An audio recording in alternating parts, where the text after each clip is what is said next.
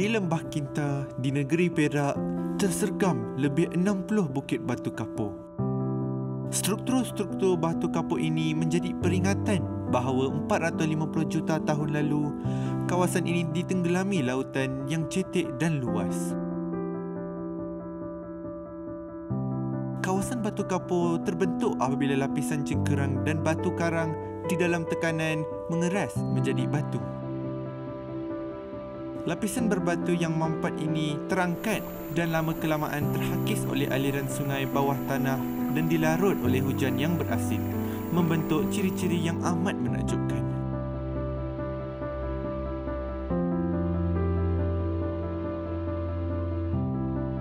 Tahukah anda, hanya 0.3% daripada kawasan darat di semenanjung Malaysia terdiri daripada bukit batu kapur, menjadikannya amat berharga dan luar biasa.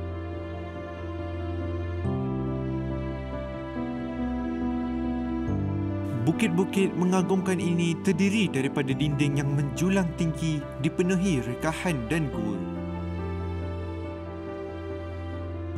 Terdapat gua yang seluas hingga kapal terbang, manakala ada gua yang mempunyai liku-liku yang amat sempit untuk dilalui.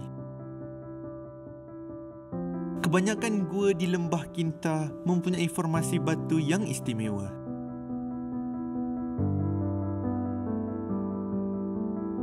Formasi ini terbentuk apabila air bermineral mengalir melalui kawasan gua. Apabila air ini menitis lalu tersejat, ia meninggalkan lapisan mineral yang nipis. Saban tahun, lapisan ini terkumpul lalu membentuk struktur batu yang besar.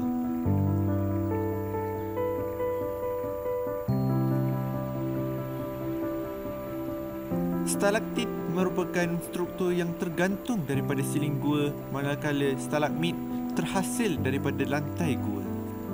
Kadangkala stalaktit dan stalagmit bersambung lalu menghasilkan struktur yang dipanggil kolom. Tahukah anda, secara purata, stalaktit dan stalagmit mengambil masa 200 tahun untuk tumbuh hanya sepanjang 2,5 cm?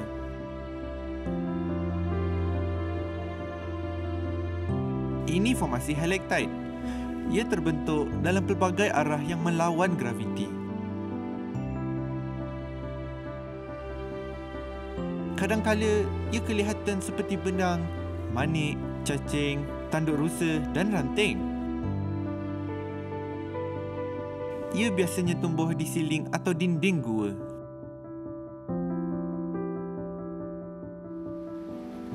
Kadangkala ada bentuk batuan yang kelihatan seperti lilin yang cair. Ini dikenali sebagai formasi batu alih.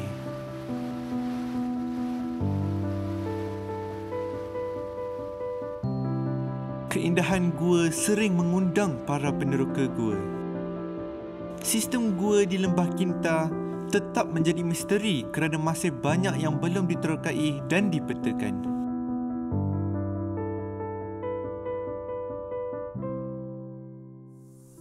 Di dalam gua-gua ini hidup pelbagai jenis haiwan. Kelawar ialah haiwan nokturnal yang memerlukan kawasan berehat pada waktu siang. Tahukah anda, tahi kelawar menjadi sumber tenaga dalam ekosistem gua? Invertebrata yang mendiami gua bergantung kepada sumber tahi kelawar yang berterusan untuk hidup.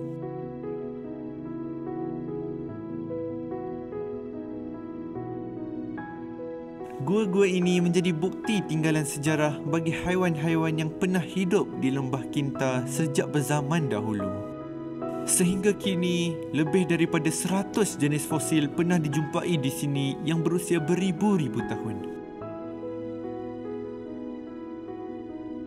Tahukah anda, Stegodon pernah hidup di sini suatu ketika dahulu? Stegodon merupakan haiwan prasejarah yang telah wujud sejak 11 juta tahun lalu dan telah pupus sejak 4,000 tahun lalu. Pada gua-gua di Lembah Kinta, terdapat juga lukisan dan hasil seni oleh orang asli. Cenderam di Gunung Panjang membentuk uncuran semula jadi setinggi 350 meter. sebuah galeri seni yang menamparkan lukisan batu prasejarah kelihatan pada ketinggian 3 hingga 30 meter dari tanah. Penghuni-penghuni gua dari zaman batu menghiasi dinding ini. Dengan lebih 600 lukisan figura diperbuat daripada hematite, sejenis besi oksida semula jadi yang boleh menghasilkan warna merah, jingga dan ungu. Ia dipercayai berusia sekurang-kurangnya 2,000 ke 3,000 tahun. Namun, lukisan-lukisan ini tidak dilindungi dan terdedah kepada bahaya hakisan. Gua-gua ini juga diancam oleh perbuatan vandalisme seperti contingan lukisan dan juga tulisan. Struktur gua turut dimusnahkan tanpa menyedari nilainya yang amat berharga kepada alam semula jadi.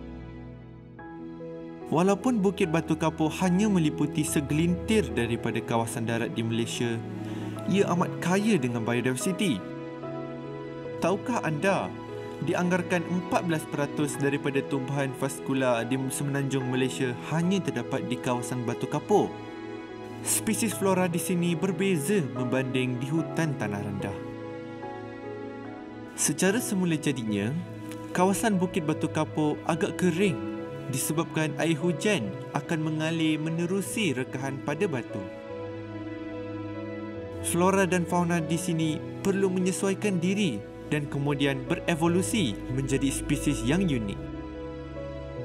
Bukit Batu Kapur dikenali sebagai kawasan pelindungan biodiversiti penting kerana ia menjadi habitat kepada pelbagai spesies endemik, iaitu spesies yang hanya boleh dijumpai di sini. Tahukah anda, dianggarkan 30% daripada siput darat di semenanjung Malaysia boleh dijumpai di Bukit Batu Kapur Lembah Kinta? Banyak spesies siput yang ditemui adalah spesies baru yang belum dikaji. Namun begitu, spesies flora dan fauna yang endemik ini berisiko terdedah kepada kepupusan. Bukit-bukit Batu Kapur ini telah terpulau dengan bermacam-macam kegiatan pembangunan di sekelilingnya. Gua-gua telah dieksploitasi untuk dijadikan simen, jubin marmar dan batuan kerikil untuk pembinaan jalan raya. Di Lembah Kinta, 65 hingga 75% batu kapur juga terdapat di bawah tanah dan ini boleh menjadi alternatif daripada memusnahkan Bukit Batu Kapur yang mempunyai nilai yang amat signifikan kepada negara kita.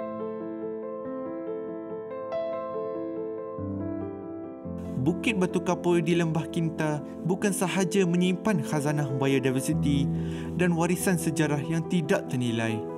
Ia juga menjadi kawasan untuk tujuan keagamaan dan rekreasi. Kita perlu memastikan warisan alam ini terus terpelihara agar ia kekal menjadi sebahagian daripada lanskap semula jadi di Malaysia.